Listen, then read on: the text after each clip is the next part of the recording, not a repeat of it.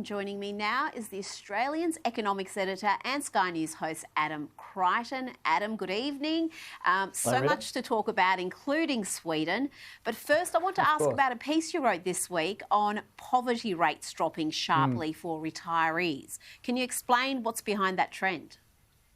Yeah, sure. Look, certainly the biggest drop was amongst the over 65s, and that was basically because the old age pension has been indexed a bit faster between 2011 and 2016, and that is the main determinant of the poverty rate amongst the over 65s, which would probably still surprise some people, even though it fell so much, 24%, I think it was. But you've got to remember, this is a relative poverty measure. So in effect, you can never get rid of, basically never get rid of poverty when it is defined that way. So that's the first point. And also these relative poverty measures don't take into account wealth, such as the family home. And quite often you find the over 65 age group is the wealthiest of the age groups. Well, there was also a marked increase in percentage terms in the number of people with bachelor's degree who are now technically living in poverty. Again, why is that? Well, look, as you know, Rita, the university system, it's been pumping out more and more degrees now for years at ever faster rates. And, you know, both sides of politics have wanted that. And, of course, when you get, you know, more and more of one thing, the average quality of it kind of goes down. And so it is inevitable that the share of people living in poverty, more of them will have a bachelor's degree because, you know, kind of quite clearly in the case of those people, the degree has not been particularly helpful. And, you might find in many cases that the holder of the degree has, you know, $40,000 or $50,000 of debt that is owed to the government, and it's very unlikely that they'll be paying that back.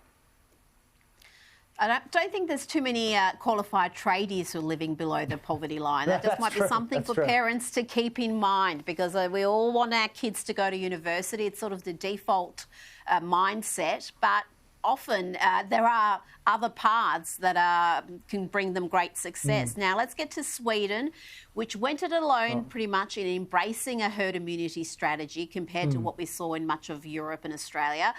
7 months later, was it a massive mistake, Adam? Are their death rates significantly worse than other European countries? Well, certainly it seems most journalists seem to think so, but I don't think that they've looked at the actual data. If you look at the actual data, Sweden continues to fall down the league table, if you like, for deaths per million. It's doing far better than at least 21 countries around the world, and the second wave, so to speak, that it's experiencing now is much, much smaller than the first wave, and also much, much smaller than the second wave that, say, France and the UK and Spain are experiencing. And of course, they are having very, very heavy lockdowns again. So, look, I think that they've definitely made the right decision. They haven't taken a sledgehammer to their society. For instance, in the third quarter, their economy grew about 5%, whereas in Australia, ours grew 3.3%.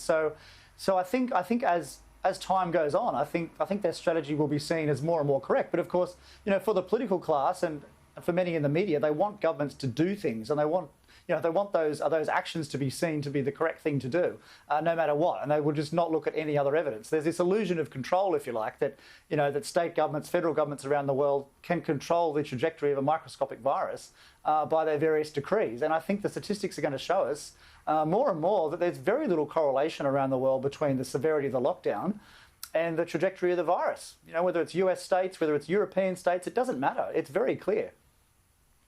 Well, absolutely. In the US, the states that have had the harshest lockdowns continue to have some of the highest per capita death rates. And in Europe, you look at Spain, Italy, they had really quite severe lockdowns for lengthy periods of time. And again, terrible death rates. If you do look at that death rate per capita, Sweden at the moment is number 25, doing much better than UK, Belgium, Spain, Italy, France, but doing worse than some of its other neighbours, Norway and Finland, for example. You mentioned the Swedish economy. Compared to other European countries, how is it travelling?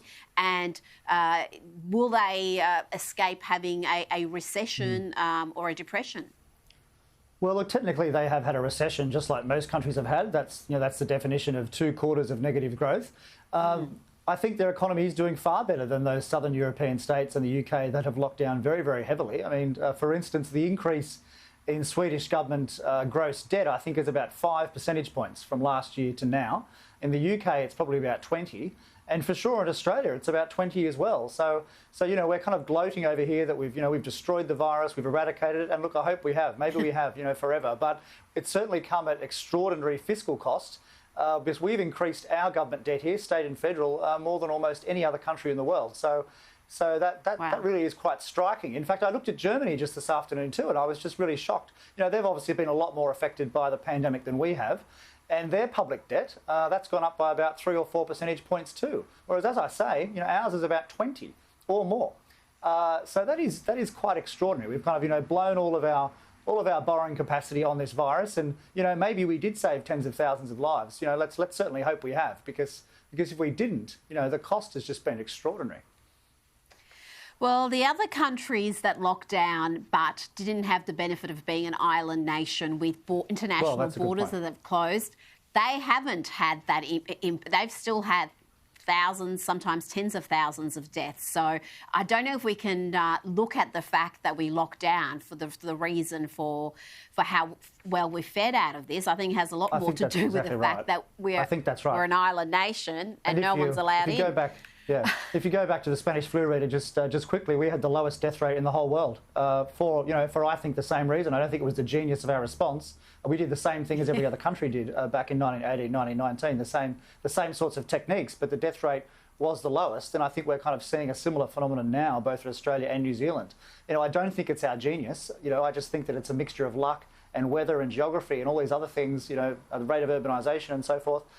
It's interesting, Japan has not locked down either, and that's a very elderly country, and the death rate there has been extremely low as well. So it's not just Australia that's done well. It's also Japan.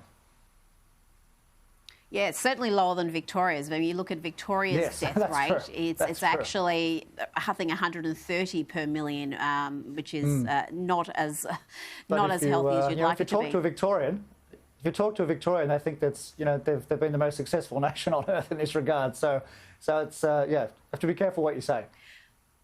Well, that's true. Not all Victorians. Just lastly, I read on your Twitter page, you shared an article on Sweden that said, despite not locking down at all, it has less mortality in 2020 than they had in 2015. That can't be right, can it? They can't have had more deaths in 2015. No, look, that is certainly right. And I was so shocked the first time I read this a few months ago that I actually went to the original source, the Swedish Statistical Agency, and did the calculation myself. You have to adjust it, obviously, for the population in each of those years, which is steadily growing. Yeah. And you work out, the death rate, if you like. And I did it for the past 5 years. And certainly so far, anyway, if you go to the end of November for each of those years, then the death rate this year is lower than 2015. It's a bit higher than 2016, 2017, 2018, and then there was an extraordinary drop last year in Sweden. It had very, very low mortality. And so one reason some people are saying why the death rate has been much higher than Norway and Denmark is because those other countries did not have unusually low mortality last year. And so if you like, the people that kind of would have died last year are now dying this year in Sweden, and that makes it seem like that their response is the cause, but it's just basically nature catching up with itself. But look, it is true. So far, things could change in this month if there's a huge spike in deaths in Sweden. But look, even if there is a huge spike, it's only going to be very, very slightly higher than 2015. And of course, there was no panic back in 2015. There was no hysteria. There was no calls for a police state for multi-month lockdowns. We really have moved into an extraordinary period, I think, of kind of collective psychosis, if you like. And I hope we come out of it soon.